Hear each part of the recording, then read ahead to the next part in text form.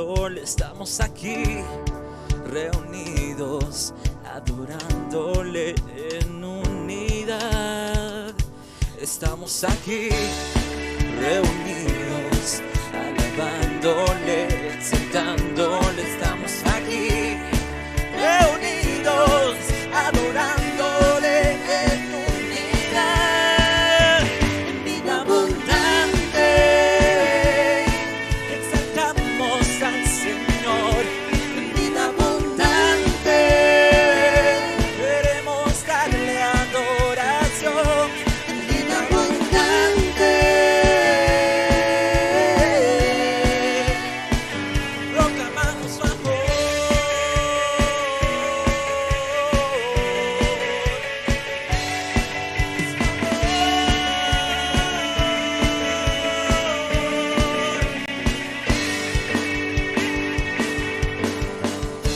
Estamos aquí reunidos, adorándole, exaltándole. Estamos aquí reunidos, adorándole en unidad, vida abundante. Exaltamos al Señor en vida abundante. Queremos darle adoración en vida abundante. Proclamamos su amor.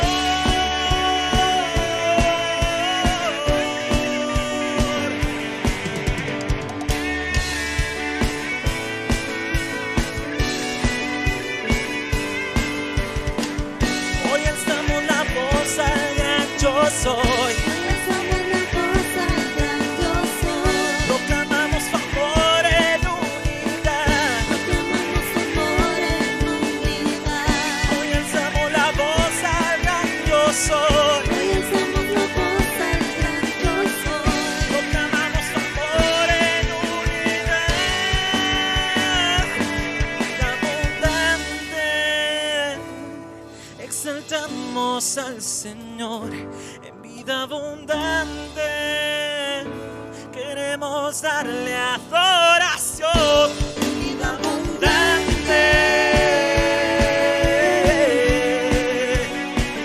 Proclamamos su amor.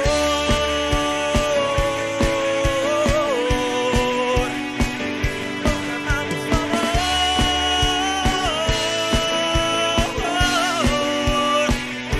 En vida abundante.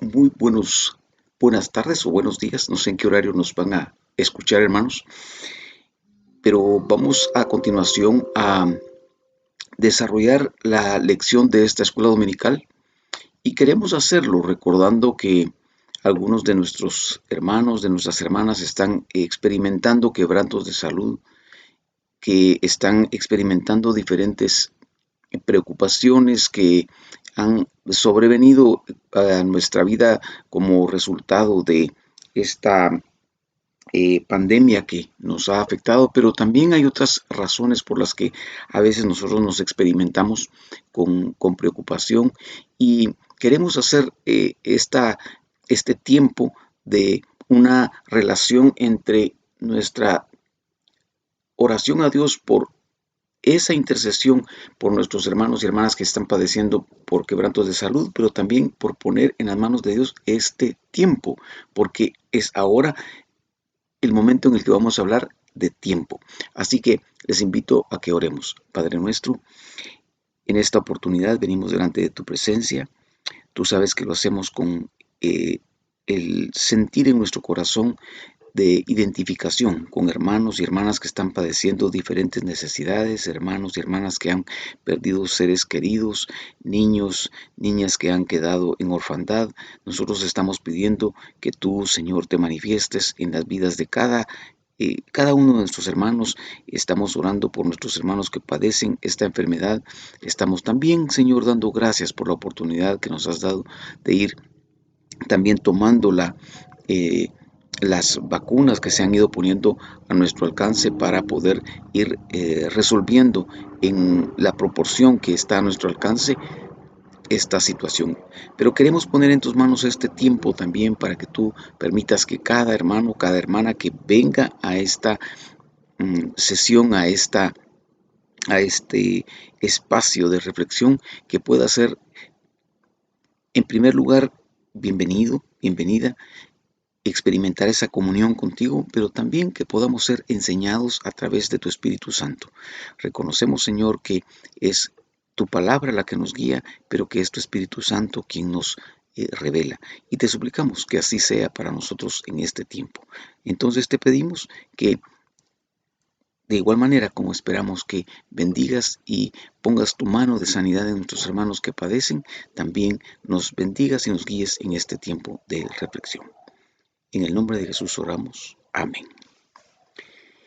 El tema que esta mañana vamos a estar abordando se refiere a el tiempo. Y dice nuestro tema, Dios dispuso tiempo para todo. Hay un pasaje muy puntual en el libro de Eclesiastés, en el capítulo 3 y el versículo 13, si ustedes están viendo mi pantalla, que dice de la siguiente manera: es don de Dios que todo hombre coma y beba y goce el bien de toda su labor. La lección nos estimula a que nosotros grabemos esto en nuestra mente, en nuestro corazón.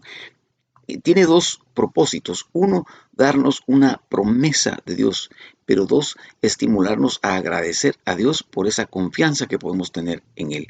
Dice la palabra que es don de Dios que todo hombre coma y beba y goce el bien de toda su labor. Este versículo que estamos repasando en este momento, Eclesiastés 3:13, parte de una o inicia con una expresión muy, muy reveladora. Es don de Dios. ¿Qué significa esto? Quiere decir que es un regalo que Dios nos da. Es algo que Dios nos concede. Y eso que nos concede Dios es que todo hombre, varón o hembra, como dice el Génesis, varón y hembra los creó cuando se refiere al hombre, coma y beba y goce el bien, es decir, los beneficios que trae toda su labor. Y cuando dice toda su labor, se está refiriendo a qué clase de labor. Bueno, a toda. Hermanos y hermanas, hay quienes trabajan fuera de casa, pero hay quienes trabajan en casa, y ahora se ha hecho más manifiesta una vinculación de dos tipos de trabajo: quienes trabajan como si estuviesen en su oficina en casa, pero también quienes trabajan atendiendo el hogar. Así que toda labor que nosotros hacemos de acuerdo a este pasaje es un regalo de Dios, que podamos gozar de esos beneficios. Y los beneficios no necesariamente son beneficios en dinero, a veces son beneficios en satisfacción, a veces son beneficios en mejores condiciones de vida. Digo un ejemplo: si usted se levanta por la mañana y extiende la ropa de cama, su cuarto va a quedar, su cama va a quedar más presentable y menos expuesta a los eh, insectos o cualquier tipo de animalito que pueda pegarse y aprovecharse de una frazada, de una sábana amontonada. En este caso, lo que tenemos es el beneficio de tener nuestro cuarto, digámoslo de esta manera, más arreglado, pero también más ventilado y con mayores posibilidades de evitar las enfermedades. Muy bien. ¿Qué estiman, hermanos, se les ha quedado ese texto? Dice que es don de Dios que el hombre, toda persona, pueda comer y beber y gozar el beneficio de la labor que realiza. Eclesiastés 3:13. ¿Cuál es el propósito de la lección en esta oportunidad? Que nosotros comprendamos que todo en la vida tiene su tiempo y que vamos a dar cuenta a Dios por cómo utilizamos ese tiempo. Es decir, que nosotros traigamos a nuestra mente la comprensión de que esa disposición de tiempo que tenemos en nuestra vida va a estar en atención a el cuidado de Dios, tanto para beneficiarnos, pero también para estar conscientes que habremos de responder por ese tiempo que se nos ha dado. Así que avancemos en la lección de esta mañana. El primer punto que vamos a abordar se refiere específicamente a eso. Cuando dice todo tiene su tiempo en la vida, veamos lo que nos dice Eclesiastés 3 del 1 al 8. Dice la palabra de Dios así: todo tiene su tiempo y todo lo que se quiere debajo del cielo tiene su hora. Tiempo de nacer y tiempo de morir. Observen cada una de los aspectos a los que la palabra de Dios se va refiriendo como aquello que tiene tiempo. Tiempo de nacer y tiempo de morir. Tiempo de plantar y tiempo de arrancar. Tiempo de matar y tiempo de curar. Tiempo de destruir y tiempo de edificar. Tiempo de llorar y tiempo de reír. Tiempo de endechar y tiempo de bailar. Tiempo de esparcir piedras y tiempo de juntar piedras. Tiempo de abrazar y tiempo de abstenerse de abrazar. Vaya si no estamos en ese tiempo, mis hermanos. Tuvimos un buen tiempo para abrazar, pero ahora estamos en un tiempo de abstenerse de abrazar. Tiempo de buscar y tiempo de perder. Tiempo de guardar y tiempo de desechar. Tiempo de romper y tiempo de coser. Tiempo de callar y tiempo de hablar. Tiempo de amar y tiempo de aborrecer. Tiempo de guerra y tiempo de paz. Cuando vemos esta descripción que el pasaje hace acerca de lo que tiene lugar, como dice en algún otro pasaje el Eclesiastés, debajo de la tierra, nos encontramos con una serie interesante de aspectos que vamos a tratar de llevarlos a una comprensión que nos ayude a hacerlo también vida en nuestra vida. Entonces, lo primero que habremos de abordar es que este pasaje y el capítulo en su conjunto hace énfasis en una expresión: todo. ¿Qué incluye todo? Fíjense que es interesante. A veces uno piensa que todo es todo.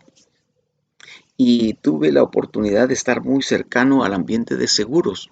Y siempre me llamaba la atención y conversaba con las personas que estaban involucradas en la realización de esas operaciones de seguro, que yo les decía: ¿por qué el seguro de todo riesgo dice que cubre todo riesgo exceptuando A, B, C y D? Porque es un todo que no es todo. Pero desde la perspectiva bíblica, todo es todo. Y debemos estar conscientes de que, si bien es cierto, cada uno de nosotros experimenta diferentes circunstancias en la vida, pero hay una realidad que nos atañe a todos.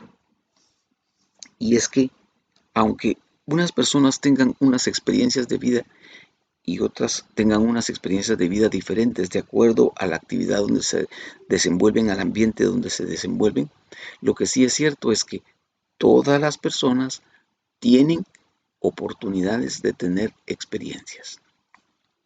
Así que, desde la perspectiva bíblica, todo verdaderamente es todo. Cuando hacemos referencia al tiempo, es importante estar conscientes de que la palabra tiempo, desde la perspectiva bíblica, va a tener diferentes connotaciones. De hecho, en el griego se hace referencia a que hay dos formas de referirse al tiempo. Una es el kairos y otro es el cronos. Y el que nos es más común a nosotros o el que distinguimos más fácilmente es el tiempo identificado como cronos y por eso le llamamos la cronología, el cronómetro. Ahora que estuvieron de moda, o no de moda, que tuvieron lugar los Juegos Olímpicos, se cronometraban los tiempos, era un tipo de tiempo, pero hay otro tipo de tiempo que es el kairos y este kairos es un tiempo que no se mide de manera tan precisa con los relojes, sino que se refiere a temporadas, a periodos. En algunas sociedades en donde el año se divide de manera particular como, o digamos no de manera particular, sino de manera muy clara entre invierno, primavera, verano, otoño, hay una tendencia a referirse en cierta manera al kairos. Por ejemplo, en estas sociedades suelen decir en la primavera del 2020, en la primavera del 2020 empezó la pandemia y estamos ya en el verano del año 21, casi caminamos al otoño del 21 y la pandemia persiste. Son dos formas de cómo referirse a ese kairos. Así que cuando en este pasaje estamos hablando de tiempo, también hay una distinción entre el tiempo que vamos a medir de manera muy precisa como la hora de la lección de escuela dominical o la hora de asistir al culto, tanto como el tiempo o la temporada de algo. Y la palabra de Dios cuando hace referencia a hora tiende a ser una referencia más precisa. Y es de la misma manera como nosotros lo referimos, pero por ejemplo, nosotros decimos, esta es la hora en que debo de estar en tal lugar o en tal lugar debo de estar a determinada hora. Entonces, este concepto de tiempo y esta forma de medir el tiempo tiene una precisión más específica. Entonces, eh, el pasaje que hemos leído nos indica que todo tiene su tiempo y que ese tiempo en el que se manifiesta o en el que se le da el espacio a todo, tiene formas diferentes de medirse, pero hay cierta precisión cuando nos referimos a la hora.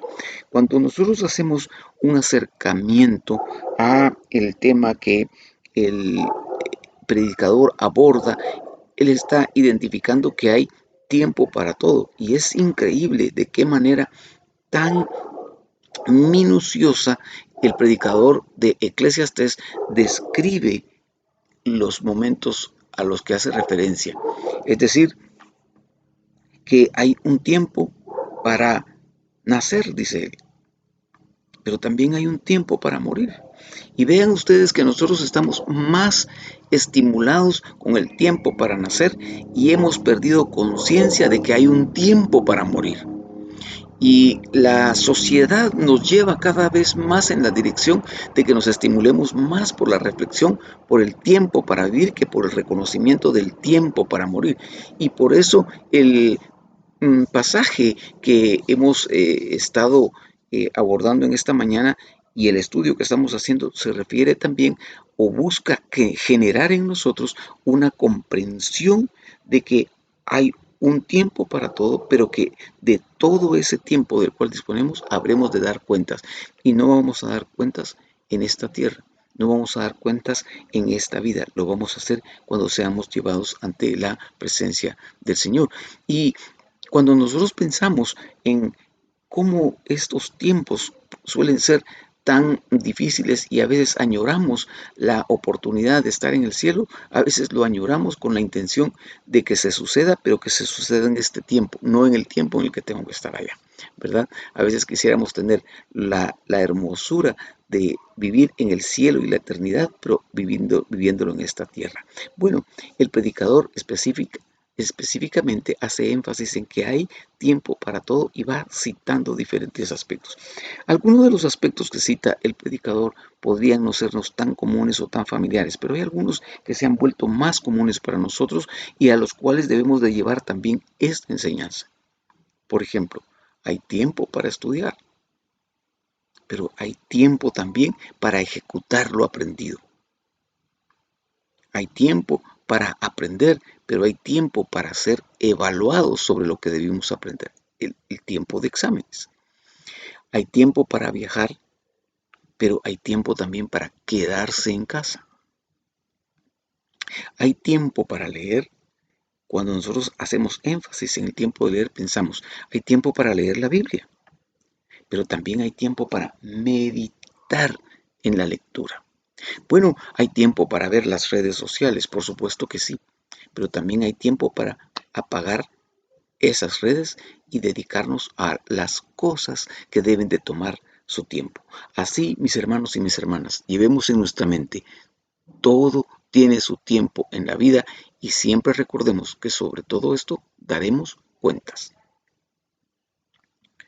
El segundo punto sobre el cual vamos a trabajar es que todo trabajo tiene su valor, pero es un valor limitado. Y vamos a ir al pasaje que tenemos en estudio, que es el libro 3, el libro de Eclesiastés en su capítulo 3, y en los versículos 9 y 10 encontramos: ¿qué provecho tiene el que trabaja de aquello en que se afana? Yo he visto el trabajo que Dios ha dado a los hijos de los hombres para que se ocupen en él. El planteamiento que aquí nos hace el predicador es un tanto desafiante en nuestro pensamiento y como que emergiera de una idea, de un sentimiento, de una percepción de frustración. Sin embargo, cuando vemos nosotros en las diversas versiones bíblicas, encontramos que hay diferentes formas de plantear un mismo tema que nos ayudan a aclarar. Pero, por ejemplo, la Reina Valera en estos versículos dice, como ya leímos, ¿qué provecho tiene el que trabaja de aquello en que se afana? Yo he visto el trabajo que Dios ha dado a los hijos de los hombres para que se ocupen en él. Otra versión, que es la que suele utilizar la Iglesia Católica, conocida como Biblia Jerusalén, dice, ¿qué gana el que trabaja con fatiga? He considerado la tarea que Dios ha puesto a los humanos para que en ella se ocupen.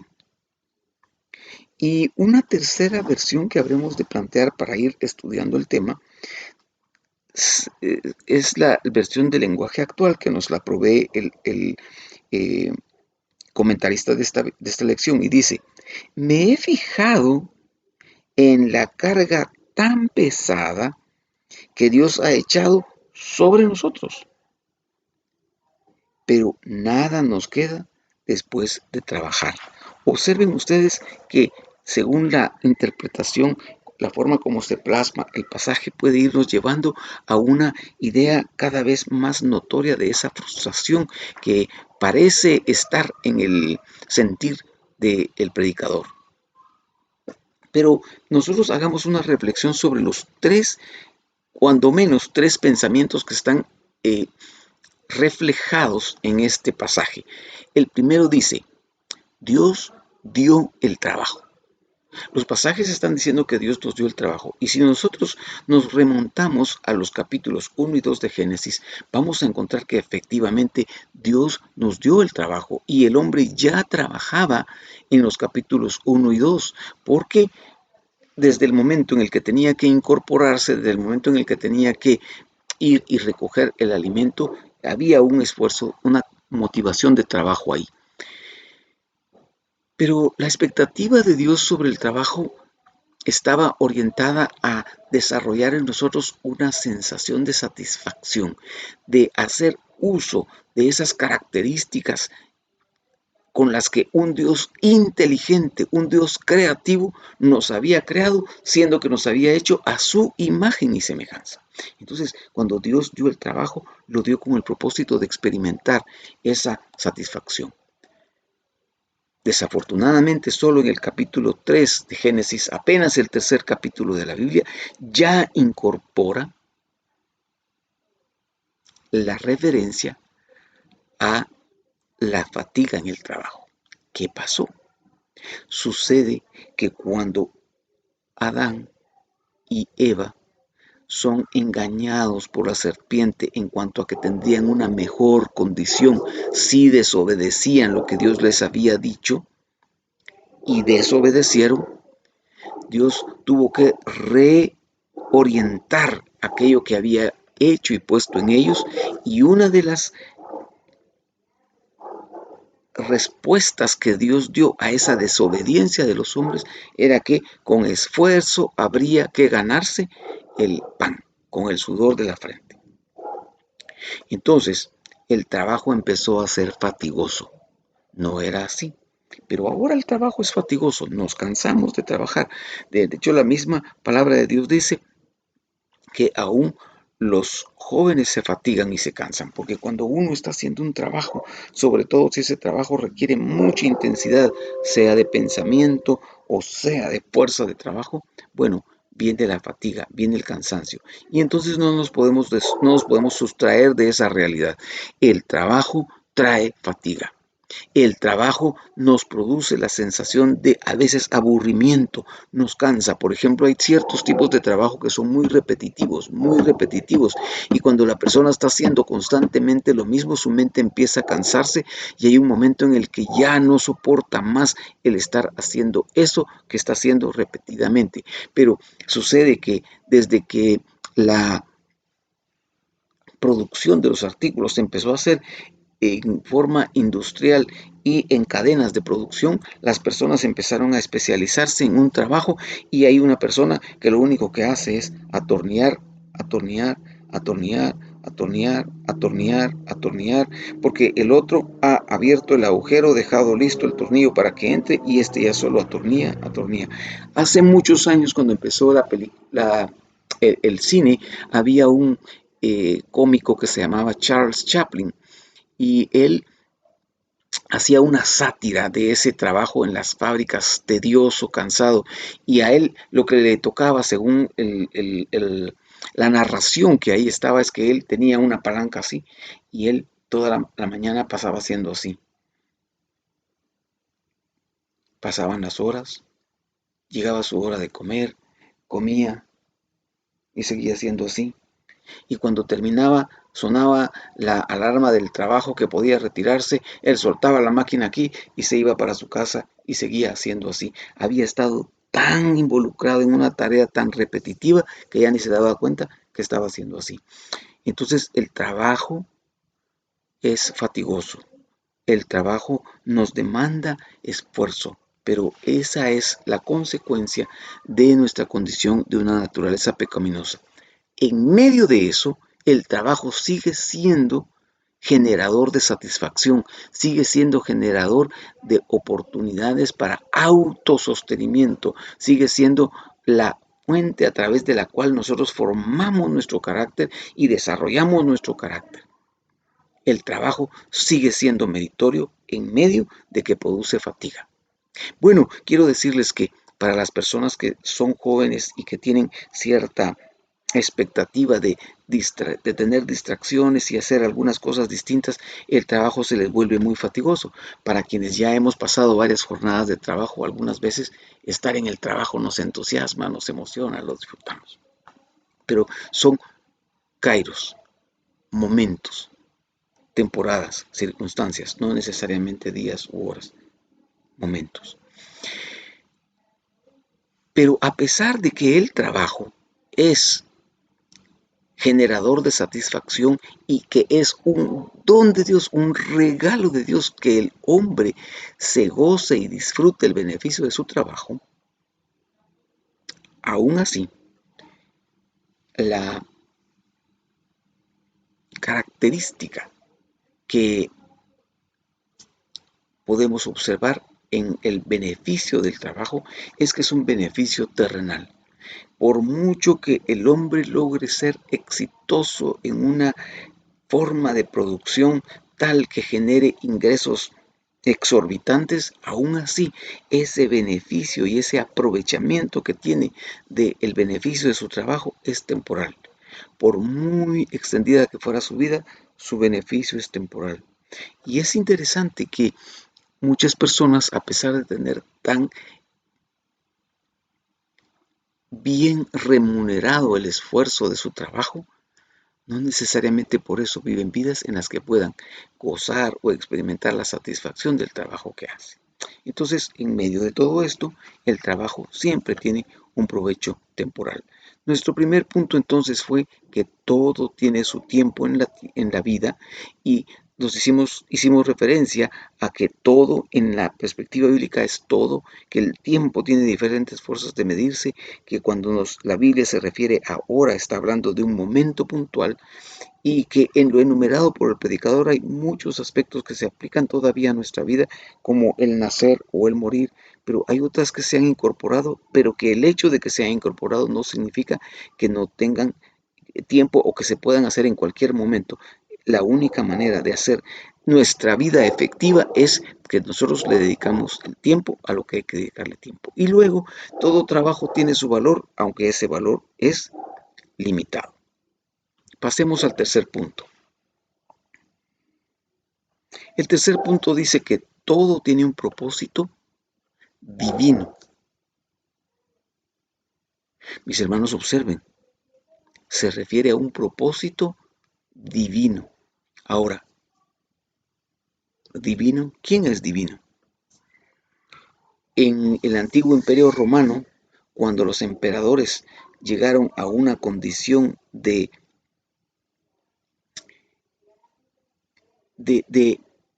sobrecargarse de poder, de sobrecargarse de autoridad, ya no les fue suficiente y entonces necesitaban otro nivel y para poder tener ese otro nivel entonces empezaron a ser divinos. El divino César decían. ¿Y qué es el divino? Bueno, la divinidad solo le pertenece a Dios. La divinidad auténtica solo le pertenece a Dios. Él es el único ser divino, es el único Dios. Entonces, todo tiene un propósito divino, es un propósito que viene de Dios.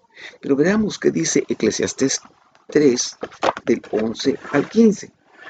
La palabra de Dios dice de la manera siguiente.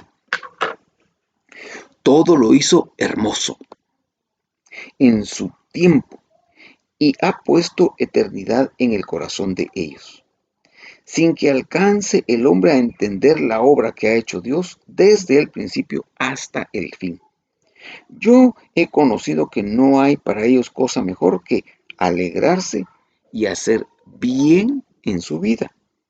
Y también que es don de Dios que todo hombre coma y beba y goce el bien de toda su obra. He entendido que todo lo que Dios hace será perpetuo. Sobre aquello no se añadirá, ni de ello se disminuirá.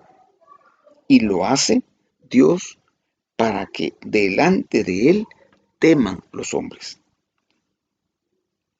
Aquello que fue, ya es. Y lo que ha de ser, fue ya. Y Dios restaura lo que pasó.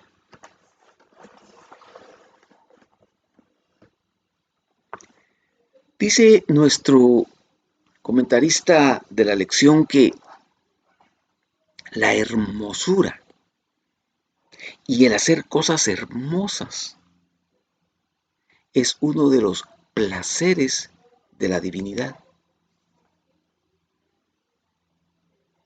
Y es que cuando vemos la creación, Dios dice que Él vio todo lo que había hecho y vio que era bueno en gran manera.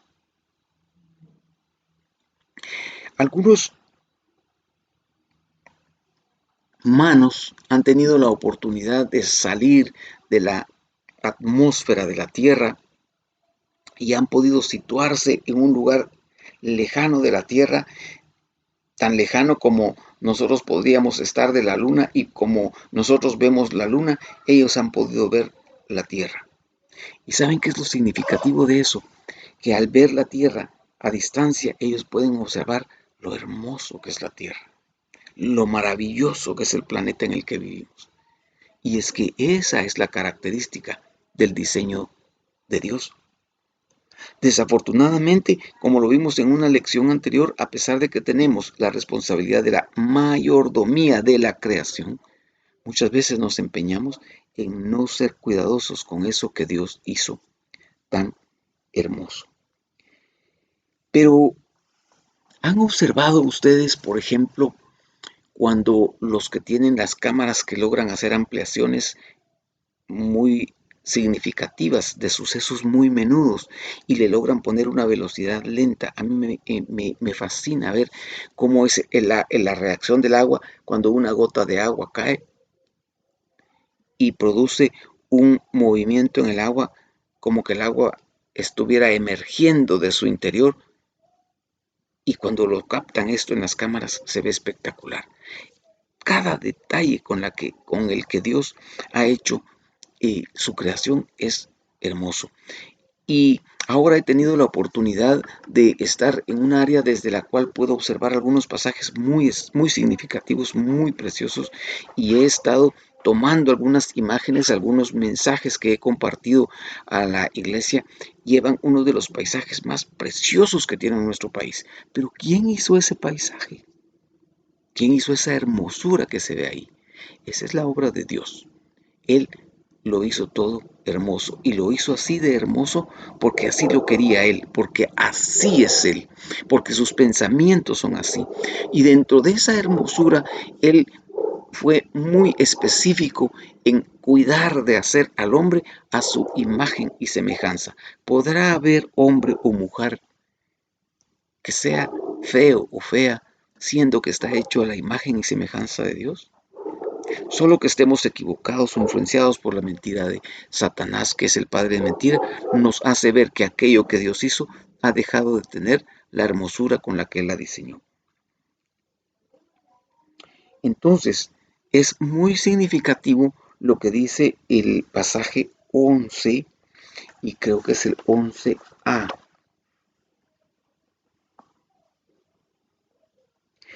Y sí, en la primera parte del verso 11 dice, todo lo hizo hermoso en su tiempo. ¿Qué podemos nosotros interpretar la hermosura en su tiempo? Me llama poderosamente la atención esto. ¿Saben por qué? Porque hay una relación de la consideración estética, de la consideración de forma de las cosas con el contexto en el que están. Y aquí quiero hacer una mención de esto. Quizá nosotros hemos visto alguna vez una fruta cuando ha desarrollado de manera significativa y la fruta parece muy hermosa, pero no es el tiempo para comerla. El tiempo para comerla viene después. Y entonces dice que Dios lo hizo todo hermoso en su tiempo. Y en ese tiempo es significativo entonces tener en cuenta cómo lo hizo Dios y para qué momento lo hizo. Esto se hace manifiesto también en las personas. Por ejemplo, es maravilloso cuando una joven pareja camina hacia el altar para unir sus vidas en matrimonio con la bendición de Dios, y lo hacen en su tiempo. Y cuando ellos van desarrollando su vida, vienen los hijos como una bendición de Dios, como herencia de Jehová, y vienen en su tiempo. Y esa es una manifestación de cómo Dios lo que hizo lo hizo hermoso en su tiempo. Cuando no es en su tiempo, pierde o desaprovecha su hermosura. Y por eso es importante, cuando al inicio del pasaje dice que hay tiempo para, debemos de tener en cuenta, jóvenes, señoritas, niños, si me están escuchando, ustedes están en el tiempo de estudiar y de aprender. Ese es el tiempo. Toda la vida seguimos aprendiendo, toda la vida seguimos desarrollando, toda la vida tenemos tiempo para aprender. Ojalá hermanos mayores también de mi edad o mayores de mi edad me estén escuchando para que podamos tener presente que aún estamos en el tiempo de aprender. Pero Dios hizo las cosas hermosas en su tiempo. Dios esperaba que Adán y Eva pudieran tener un tiempo hermoso en donde estaban, porque Dios lo había hecho hermoso en su tiempo. Bueno, este punto me parece a mí muy significativo. Ahora debemos de considerar lo siguiente. Cuando el hombre fue expulsado del huerto del Edén, producto de su desobediencia, hubo una característica que Dios preservó en el hombre y que nunca se la quitó. Adán y Eva salieron del huerto del Edén con la clara conciencia, con la clara comprensión de cómo es Dios, de quién es Dios y por qué tienen esa clara conciencia ellos en el momento que salen del huerto. Porque ¿acaso no Dios hizo a Adán para relacionarse con él? ¿Acaso no Adán, cuando estaba en el huerto del Edén y vio a Eva, la vio hermosa y comprendió que Dios era quien la había hecho? Él no la hizo, él no la hizo. Él sabía que la hizo Dios, pero cuando desafortunadamente el hombre desobedeció y viene Dios a buscarlo, dice: Adán, ¿dónde estás? Por supuesto que Dios sabía dónde estaba. Recuerdo que mi hermano Josué nos narraba la anécdota de su nieta más pequeña, eh, le decimos Pau, y estaba él escondido con la pequeña cuando los estaban buscando. Y entonces con la otra niña, la hermana Liz, que es la abuelita de la otra niña, van buscando, dicen: ¿dónde estarán? Y la pequeña que estaba con el hermano Josué dice: aquí estamos. Y era cierto, ahí estaban. Y eso mismo fue lo que pasó con Adán cuando le dijo: Adán, ¿dónde estás? Él escondiéndose, si Dios sabía dónde estaba.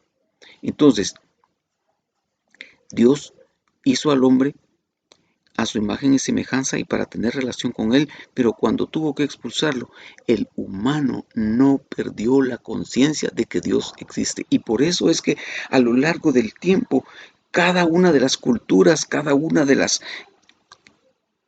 tribus y agrupaciones sociales que se fueron construyendo, fueron preservando la idea de un ser superior, que a veces lo pusieron en un animal, que a veces lo pusieron en una piedra, que a veces tallaron piedras y las hicieron un referente de Dios, a veces tallaron madera y hasta se volvió, dicen, un arte santo, hacer figuras que emulen a Dios. El hombre siempre tiene conciencia de lo eterno, porque salió de ahí y va ahí. No podemos perder ese sentido. Entonces, mis hermanos, una importancia que podemos aplicar a nuestra vida de esto es que nosotros debemos de entender que la eternidad es algo que va más allá de lo que podemos imaginar, pero dentro de esa eternidad nosotros estamos aquí y dentro de ese aquí estamos aquí en la tierra.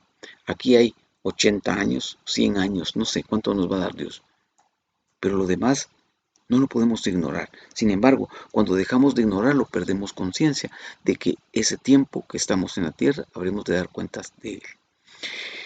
Pero el habernos dado Dios esa característica de ser hechos a su imagen y semejanza y haber preservado esas características cuando fuimos expulsados del huerto del Edén, nos permite disfrutar de lo que Dios nos da. Mm, De acuerdo a lo que nos dice Eclesiastés en estos versículos que leímos, es que el primer deleite que el ser humano tiene es hacer el bien. A pesar de que somos malos, de que tenemos malos pensamientos, pero cuando le hacemos bien a alguien, experimentamos una satisfacción. No es por nosotros mismos, es que Dios nos diseñó así y Dios no borró de nosotros esa sensibilidad. El otro aspecto que nosotros tenemos es que nosotros tenemos una forma de disfrutar lo que Dios nos da y lo hacemos cuando comemos y cuando bebemos. Hermanos, ¿acaso no es delicioso comerse un plato eh, calientito de frijoles con tortillitas y un trozo de quesito si hay? Esos frijolitos son sabrosos y nosotros debemos disfrutar de eso. Pero también disfrutamos de la compañía de los hermanos, también disfrutamos de la comunión con los santos, ¿verdad? Entonces, El cuidado que debemos de tener, por ejemplo, hablando de la comida y de la bebida, es que ese deleite que tenemos, que Dios nos permite disfrutar de lo que Dios nos da, es algo de lo que no debemos de abusar. De la misma manera como debemos de aprovechar adecuadamente el tiempo, también debemos de ser consecuentes con que eso que vamos a disfrutar debemos de ser moderados. Y finalmente, debemos recordar que de todo lo que hagamos habremos de dar cuenta. De todo lo que hagamos habremos de dar cuentas. Así lo dice la palabra de Dios. De todo lo que hagamos habremos de dar cuenta. Quiero que finalicemos entonces este tiempo hermoso de la lección y lo primero que quiero hacer es decirle muchas gracias por darme la oportunidad de compartir con usted. Deseo que Dios le bendiga de una manera especial. Deseo que Dios despierte en usted un anhelo ferviente de encontrar ese tiempo para dedicarle a Dios, pero de administrar adecuadamente todo el otro tiempo que tenemos, identificando el tiempo para descansar, el tiempo para trabajar, el tiempo para estudiar, el tiempo para tomar eh, relación con otros, el tiempo para leer la palabra de Dios, el tiempo para meditar en ella, el tiempo para compartir con la familia, el tiempo para alejarse cuando es pertinente. ¿Cuáles serían las conclusiones? Hay serenidad, paz y deleite sano en vivir la vida conforme a la voluntad de Dios. Cuando vivimos conforme a la voluntad de Dios, vamos a experimentar paz. A veces al entorno nuestro pareciera que nosotros estuviéramos en crisis, en dificultad. Por ejemplo, cuando somos agraviados por buscar al Señor, pero cuando lo vivimos conforme a la voluntad de Dios, experimentamos ese gozo santo. La afirmación del predicador es veraz. Hay tiempo para todo, pero de todo daremos cuentas. Es cierto. Y es tan cierto cuando Él lo dijo, como lo es hoy, como lo será mañana. Vivir en el tiempo de Dios nos proyecta a la eternidad maravillosa al lado de Él. Hermanos y hermanas, la palabra de Dios dice que lloremos con los que lloran y lloramos con aquellos hermanos, aquella esposa que se ha quedado sin su esposo, aquellas niñas que se han quedado sin sus padres, sin su papá. Hermanos, eso es algo que resiente nuestro corazón. Pero mis hermanos y mis hermanas, ese es nuestro camino. Y no vamos a peor, bendito sea el nombre del Señor, vamos a una eternidad maravillosa al lado de Él. Quisiera que repitiera conmigo eso. Vivir en el tiempo de Dios nos proyecta la eternidad maravillosa al lado de Él. Digámoslo de nuevo, vivir en el tiempo de Dios nos proyecta la eternidad maravillosa al lado de Él. Hermano y hermana, no estamos para quedarnos en este mundo, pero debemos de vivir en este mundo conscientes de que el tiempo que Dios nos da debemos de disfrutarlo, pero que daremos cuentas. Oremos un momento, Padre. Una vez más traemos delante de tu presencia nuestro anhelo porque tú confortes los corazones que ahora están experimentando dolor, confortes los corazones que ahora están experimentando enfermedad, confortes los corazones de quienes en este tiempo están experimentando dificultades, angustias, pero permite, Padre, que puedan reconocer que es el tiempo en el que tienen que hacer eso, pero que tú tienes tiempo para todo y que puedan encontrar el tiempo, no solo para meditar y encontrar las salidas en el camino que tú das, pero también que puedan encontrar el tiempo para ir caminando hacia el lugar a donde tú quieres llevarnos en tu propósito. Gracias por tu palabra y llena los corazones de cada uno de mis hermanos. En el nombre de Jesús oramos. Amén.